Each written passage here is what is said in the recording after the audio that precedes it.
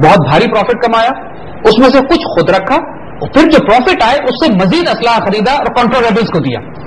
یعنی اور یہ امریکن گورنمنٹ نے پابندی لگائی ہوئی تھی کہ آفیشلی کوئی امریکن فرم یا امریکن کمپنی ایران سے ڈیل نہیں کر سکتی تھی اس زمانے میں، کیونکہ ایران پر پابندیاں لگائی ہوئی تھی امریکہ نے. مگر اس لیے کہ ایران عراق جنگ جاری رہے، وہ نہیں چاہتے تھے کہ ایران عراق جنگ ختم ہو، ایران کمزور پڑ رہا تھا، لہذا ایران کی بھی مدد کرنا چاہتے تھے. وہ دشمن کا دشمن دوست بنایا ہوا تھا انہوں نے اس وقت. دوسری طرف لیبنان میں ان کے کئی ایجنٹس کئی گرفتار ہو گئے تھے، حزب اللہ نے اغوا کر لیے تھے. ان کی رہائی کے لیے بھی ایران نے شرط لگائی تھی کہ اگر آپ ہمیں اسلحہ دیں گے تو ہم ان آدمیوں کو چھڑانے میں آپ کی مدد کریں گے. تو بنیادی طور پر یہ سارے کام انلیگل تھے امریکن قانون کے تحت، اور سی آئی اے نے سارا آپریشن فنڈ کیا ڈرگ منی سے، ڈرگ کارٹیلز کے ذریعے. اور یہ ایکسٹینسو آپریشنز ویتنام سے لے کر ساؤتھ امریکہ تک ان کا جو گولڈن ٹرائنگل سے نیٹ نکلتا ہے اور ساؤتھ امریکن انسرجنسی اور بغاوتیں برپا کرتے ہیں، every thing is sponsored by drugs. یہ سی آئی اے کا ایک بہت پرانا اسٹیبلش طریقہ ہے جس میں کوئی ویلیوز نہیں ہے. نتیجہ یہ ہے کہ یہ ڈرگ کارٹیل سے جب ڈیل کرتے ہیں تو پھر ڈرگ ان کو oblige بھی کرتے ہیں. اس کا مطلب ہے ٹنوں کے حساب سے کوکین، ہیروئن اور ہارڈ ڈرگس یورپ اور امریکہ اور دنیا کے باقی شہروں میں ڈیلیور کی جاتی ہیں سی آئی اے ٹرانسپورٹ ایئر کرافٹ میں، ایئر امریکہ میں، یا اس قسم کے سی آئی اے کے کلینڈسٹائن آپریشنز کے ذریعے. یہ ریکارڈڈ فیکٹس ہیں، ہم یہ اپنی طرف سے نہیں بنا رہے. تو جو بات اب ہم مزید جو آپ کو آگے واقعات بتائیں گے you'll be amazed. جیسا کہ میں ایک چیز آپ سے پوچھنا چاہوں گی، اگر آپ باہر وزٹ کرو تو آپ دیکھیں گے کہ جوز کے تمام تر علاقے یا سیٹلمنٹ سیپریٹ ہیں. بے شک آپ کسی بھی کیپٹل سٹی میں جائیں یا کسی بھی مین ایریا میں جائیں، جوز کے سیٹلمنٹس علیحدہ ہیں، ان کے اسکولنگ سسٹمز علیحدہ ہیں. تو کیا انہوں نے اپنی نیکسٹ جنریشن کو کیا پروٹیکٹ کر کے رکھا ہے اس ساری؟ یہ بات اگر آپ protocols of the learned elders of Zion پڑھیں تو یہ بات بڑی کیٹیگوریکلی انہوں نے لکھی ہوئی ہے کہ ہم نان جیوز کی نسلوں کو، بچوں کو، خاندانوں کو، معاشروں کو تباہ کریں گے اور اپنے بچوں کو، سوسائٹیز کو اپنے اور بچا کے رکھیں گے، ان کے اخلاق، ان کے کردار، ہمیشہ جیوز اپنے گیٹوز الگ بنا کے رکھتے ہیں جہاں پہ سوسائٹی سے پروٹیکٹ کرتے ہیں، پریونٹ کرتے ہیں. آپ کی نوٹ نہیں کرتے ہیں کہ پوری دنیا کو جن خرافات میں انوالو کرتے ہیں، اسرائیلی خود ان چیزوں میں انوالو نہیں ہے. اسرائیل کی کوئی کرکٹ ٹیم نہیں ہے، کوئی آپ کو ان کو وہ وقت ضائع کرتے ہوئے آپ کو سو کالڈ اسپورٹس میں نظر نہیں آ رہے ہوتے، وہ کس قسم کی ایکٹیویٹیز میں زیادہ انوالو نہیں ہے. They are hardcore to the business. وہ اپنے آپ کو سروائیو کرانے دنیا میں clandestine covert operation, intelligence, surveillance, trade, selling of weapons, حکومتوں کا تخلیق لٹنا، وہ ان کاموں میں مصروف ہیں. باقی پوری دنیا کو ڈرگز میں، فحاشی میں، عیاشی میں، بدکاری میں، پوری تجارت میں، زائنس اکنامک سسٹم میں، سود میں، ربا میں، ان چیزوں میں پھنسا ہوا ہے. انہوں نے اپنے آپ کو بچا کے رکھتے ہیں. گولڈن ٹرائنگل ایک فار ایسٹ میں ایک ان کا ایک ریجن تھا جہاں سے یہ پیدا کرتے تھے. افغانستان میں 1979 کے بعد جب سی آئی اے کو موقع ملا افغانستان میں داخل ہونے کا، یہ ایک ریجن ان کو اور ملا جہاں پہ انہوں نے ڈرگز کی پروڈکشن یا کلٹیویشن شروع کرنے کا پلان کیا. افغانستان جہاد کے دوران بہت سارے ایسٹ سی آئی اے نے ایسے بھی کریٹ کیے کہ جو ان کو وہ ڈرگ سپلائی دینا ڈیلیور کر رہے تھے، جس کی وجہ سے یہ اپنے کلینڈسٹائن آپریشنز کو سپورٹ کر رہے تھے.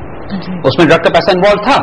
Not everything was drugs, but there was a certain amount of drug money as well involved. بڑے بڑے ڈرگ ڈیلر اس زمانے میں پیدا ہوئے پاکستان میں اور اس علاقے میں جو پیدا ہوئے وہ سارے افغانستان جہاد کے وقت کی پیداوار ہے جن کو سی آئی اے نے اسپانسر کیا. I would like to clear a confusion here for our viewers also. جیسے کہ آپ نے مینشن کیا کہ ہیروئن اینڈ کوکین اینڈ کافی کلاس اے ڈرگس جو ہیں فارماسیوٹیکل کمپنیز کے لیبورٹریز میں پریپیئر کی گئی ہیں. ساتھ میں آپ نے مینشن کیا کہ افغانستان میں جب پریزنس آئی انگریزوں کی اور وہاں سے انہوں نے کاشت شروع کی، تو ہیروئن کی پروڈکشن افغانستان کو کیا انڈیجنس نہیں تھی؟ اور یہ ٹیکنالوجی بہت اہم سوال آپ نے کیا اور بڑے ایک غیر معمولی واقعات ہیں کہ جو اس چیز کو ڈیولپ کر رہے ہیں. دیکھیے اوپیم افغانستان کے پروڈیوس ہے، لوکل پروڈیوس ہے. اوپیم بھنگ جو ہے اس کو پروسیس کرنا پڑتا ہے ایسیٹک اینہائیڈرائڈ سے، کیمیکل ہے یہ جس کے بعد یہ ہیروئن بنتی ہے. ایسیٹک اینہائیڈرائڈ ایسا کیمیکل ہے جو صرف یورپ اور امریکہ میں بنتا، پاکستان میں نہیں بنتا. شکر ہے کہ نہیں بنتا.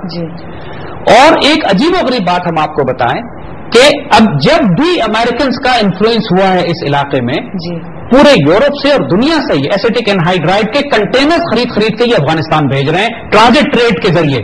یعنی پاکستان کا چونکہ افغانستان سے ٹرانزٹ ٹریڈ ایگریمنٹ ہے، افغانستان کے کنٹینر کراچی پورٹ پہ آتے ہیں اور یہاں سے بغیر کھولے شپ کیے جاتے ہیں، خیبر کے راستے یہ افغانستان چلے جاتے ہیں. پاکستان کو اجازت نہیں ہے ان کو کھولنے کی. ان کنٹینرز میں ایسیٹک اینہائیڈرائڈ کی بیرلز آفٹر بیرلز ٹنوں کے حساب سے جا رہا ہے. اب سوال یہ ہے کہ کیا یورپ میں پتہ نہیں ہے ان لوگوں کو کہ افغانستان میں ایسیٹک اینہائیڈرائڈ جا رہا ہے تو کس کام کے لیے استعمال ہوگا؟ اگر یقین کیجئے میں بات آپ کو صاف بتا رہا ہوں، اگر پاکستان کی اینٹی نارکوٹکس فورس دن رات سرفروشی سے جان مار کے इन ड्रग्स को ना रोक रही हो ना पाकिस्तान में आने से, हजारों टन तो ये सड़क पे ही जला देते हैं पकड़ पकड़ के। अगर ये ना रोक रही हो तो पाकिस्तान के बच्चे बच्चे के हाथ में हेरोइन के सिगरेट्स हों। देखिए, हम आपको सिर्फ एक मिसाल देते हैं।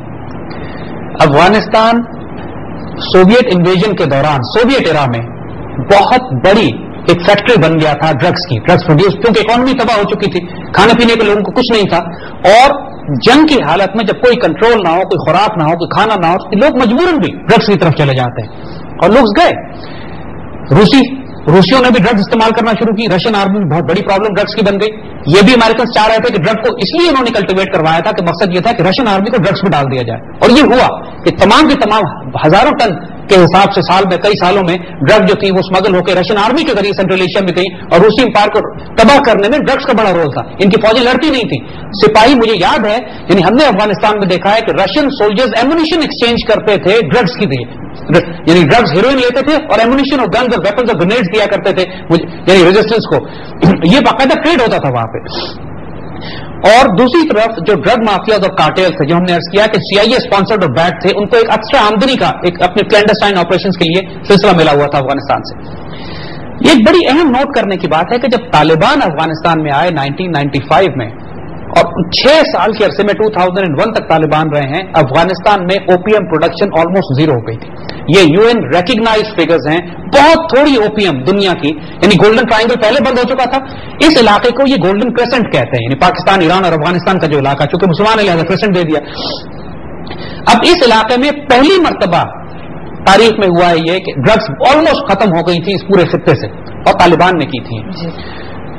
तालिबान के जाते ही यूं ही अमेरिकन पहुंचे हैं अफगानिस्तान में, इन्होंने बाकायदा ड्रग्स कल्टिवेट करवानी शुरू की हैं उन इलाकों में जहां अमेरिकन और नेटो प्रेजेंस सबसे ज्यादा स्ट्रांग है।